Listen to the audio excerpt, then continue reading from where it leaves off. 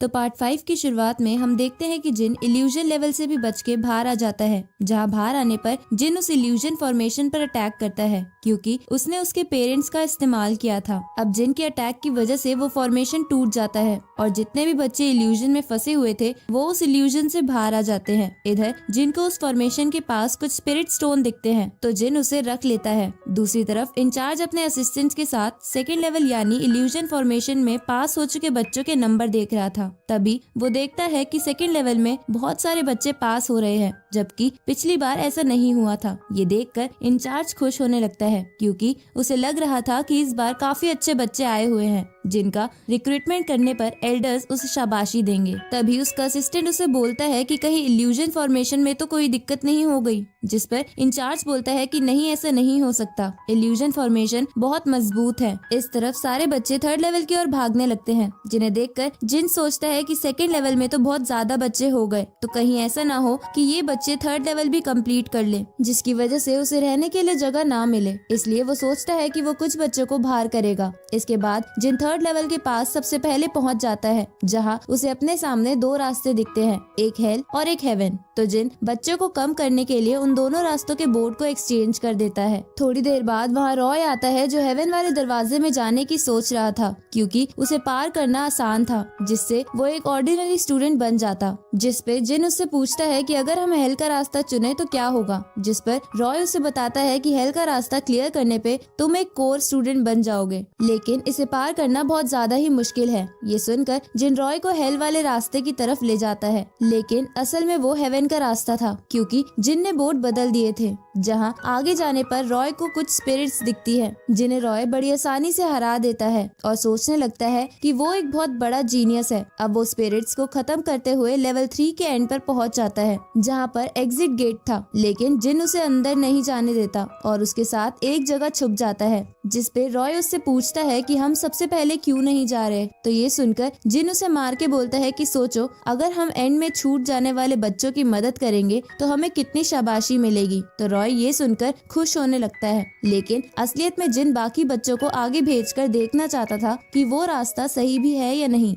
इधर हम exit gate के बाहर इंचार्ज को देखते हैं, जिसमें से सिर्फ कुछ बच्चे बाहर आ पाते हैं, जिसे देखकर इंचार्ज हैरान हो जाता है क्योंकि सेकेंड लेवल में 8000 से ज्यादा बच्चे पास हुए थे, लेकिन थर्ड लेवल से सिर्फ 30 ही बच्चे बाहर आए थे। ऐसा इसलिए हुआ था क्योंकि ज्यादातर बच्चों ने हेवन समझकर हेल का रास्ता चुन लिया था, जिसे वो क्रॉस नहीं कर पाए। पर ये बात इंचार्ज को नहीं पता था और वो अपने असिस्टेंट को चेक करने को बोलता है, जिस पर उसका असिस्टेंट बताता है कि इल्यूजन फॉर्मेशन को किसी ने तोड़ दिया था और जिस पत्थर से इल्यूजन फॉर्मेशन बनता है उसे भी किसी ने चुरा लिया। साथ ही किसी ने थर्ड लेवल के बोर्ड्स को भी बदल दिया था। ये सुनकर इंचार्ज गुस्सा हो जाता है क्योंकि इसकी वजह से एल्डर्स उसे पनिश करते। ये देखकर इंचार्ज के असिस्टेंट बातें बनाने लगते हैं कि ऐसा कौन सा बच्चा है जिसने इल्यूजन फॉर्मेशन जैसे ताकतवर फॉर्मेशन को तोड़ दिया। पर इंचार्ज उन्हें चुप कराकर भेज देते हैं और बच्चों से कहते हैं कि तुम सभी को ऑर्डिनरी स्टूडेंट में डाल दिया जाएगा। ये सुनकर सभी बच्चे हल्ला मचाने लगते हैं क्योंकि वो बस एक कोर स्टूडेंट ही बनना चाहते थे।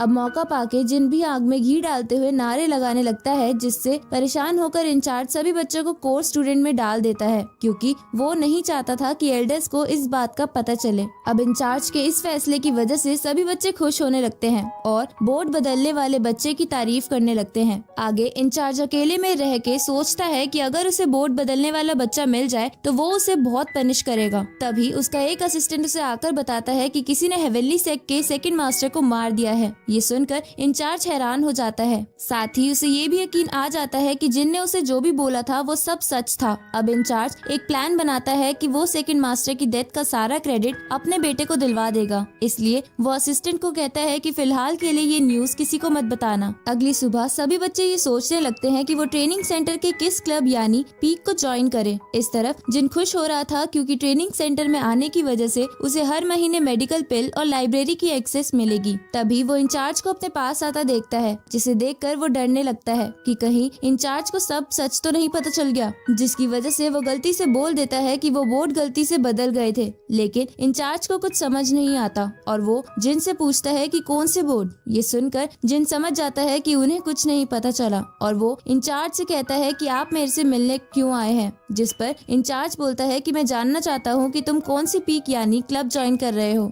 जिस पर जिन बोलता है कि मैं सबसे स्ट्रॉन्गेस्ट पीक ही ज्वाइन करूंगा। जिस पर इंचार्ज बोलता है कि वो जरूर वेंजिन पीक होगी, लेकिन वहाँ जाना तो बहुत मुश्किल है, पर वेंजिन पीक में जाना सभी बच्चों का एक सपना होता है। ये सुनकर जिन खुश हो जाता है और वेंजिन पीक में जाने का डिसाइड करता है। जिसके बाद ये बात चेयरमैन को भी पता चल जाती है, क्योंकि वेंजिन पीक में एंटर करना बहुत ज्यादा खतरनाक था और आज तक उसमें पहले कोई भी नहीं गया था। इसलिए चेयरमैन अपने साथियों के साथ जिन को मॉनिटर करने लगता है। इधर जिन वेंजिन पीक वाली जगह पर पहुंचने के लिए एक पहाड़ पर चढ़ने लगता है, लेकिन तभी उस पे बिजली गिरने लगती है। दूसरी तरफ रॉय जिन को ढूंढ रहा था, पर जिन के ना मिलने पर रॉय इस बारे में इंचार्ज से पूछता है। जिस पर इंचार्ज बोलता है कि वो बच्चा तो बहुत ही जिद्दी था और वेंजिन पीक की तरफ चला गया। जिसे सुनकर रॉय हैरान हो जाता है, क्योंकि वो जगह बहुत ही खतरनाक थी और किसी को भी वहां जाने की सलाह नहीं दी जाती थी, क्योंकि कोई भी आज तक वहां से जिंदा वापस नहीं लौट पाया था। ये सुनकर रॉय सैड हो जाता है और इंचार्ज से पूछता है कि आपने उसे रोका क्यों नहीं।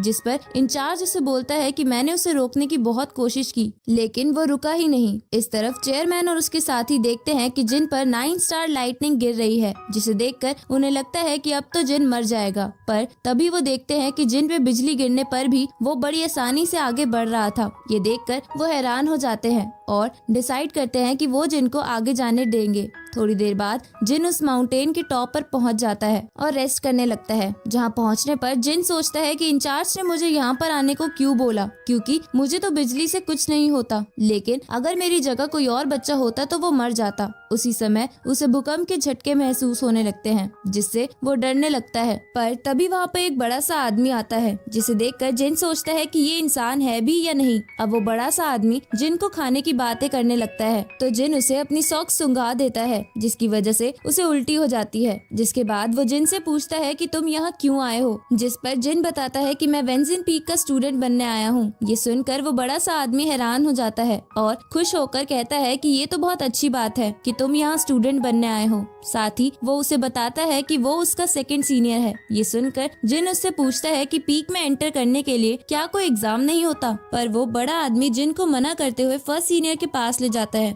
जिसका नाम मर्लिन था। जिसे देखकर जिन बोलता है कि क्या यहाँ और फीमेल भी है। ये सुन के मर्लिन को गुस्सा आ जाता है और वो जिन को पकड़ लेता है। तो वो बड़ा आदमी मर्लिन से कहता है कि तुम ऐसा मत करो, ये यहाँ स्टूडेंट बनने आया है, पर तुम्हारे ऐसा करने से ये डर जाएगा। ये सुनकर मर्लिन उसे छोड़ देता है और कहता है कि तुम्हारा फ्यूचर तो बढ़िया होने वाला है। अब ये सब सुनकर और देखकर जिनको लगने लगता है कि जरूर इस जगह में कुछ न कुछ गड़बड़ी है। तभी मर्लिन उस बड़े आदमी को ये कहकर अंदर चला जाता है कि तुम ही इस बच्चे का ध्यान रखो। इसके बाद वो बड़ा आदमी जिनको एक गुफा के पास ले जाता है और कहता है कि इसके अंदर हमारे मास्टर रहते हैं। जिस पर जिन बोलता है कि कोई मास्टर एक गुफा के अंदर क्यों ही रहेगा। तो बड़ा आदमी बोलता है कि तुम खुद ही अंदर जाकर देख लो। ये सुन के जिन अंदर चला जाता है, जिसके बाद वो बड़ा आदमी तुरंत ही गुफा के बाहर का गेट बंद कर देता है। तो जिन उसे गेट खोलने को बोलता है, जिस पर वो बड़ा आदमी कहता है कि अगर तुम्हें स्टूडेंट बनना है तो लाइफ और डेथ का ये टेस्ट देना होगा। ये सुनकर जिन बहुत ज्यादा गुस्सा हो जाता है और बोलता है कि मैं इस मोटे के टुकड़े कर करके कुत्ते को खिला दूंगा।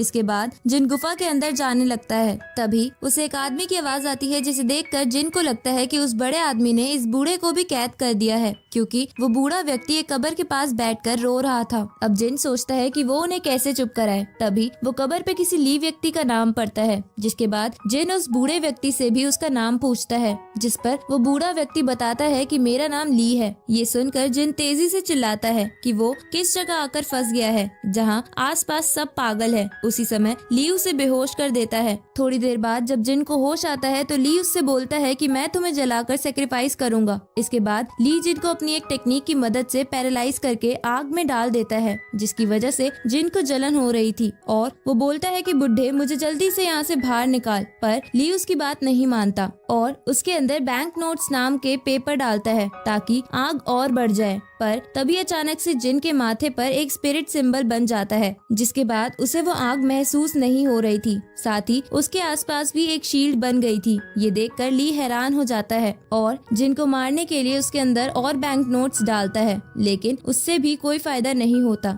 इधर वो आग बाहर तक पहुंच जाती है, जिसे देखकर उस बड़े आदमी को लगता है कि जिन अब तक मर गया होगा, इसलिए वो उसे देखने के लिए अंदर आता है। जहाँ वो देखता है कि जिन तो बड़े आराम से उस आग पर बैठा है और बाद उसे कुछ भी नहीं हो रहा। ये देखकर ली उस बड़े आदमी से पूछता है कि ये कौन है। तो वो बड़ा आदमी ली को कहता है कि ये आपको मास्टर बनाना चाहता है। ये सुन के ली बोलता है कि चलो इसकी और एबिलिटी देखते हैं। जिसके बाद ली आग में र्यून पेपर भी डाल देता है, जिससे आत्मा तक जल जाती थी, पर इसके बाद भी जिन को कुछ नहीं होता। ये देखकर ली और वो बड़ा आदमी चौंक जाते हैं और इसी के साथ ये एपिसोड यहीं खत्म होता है।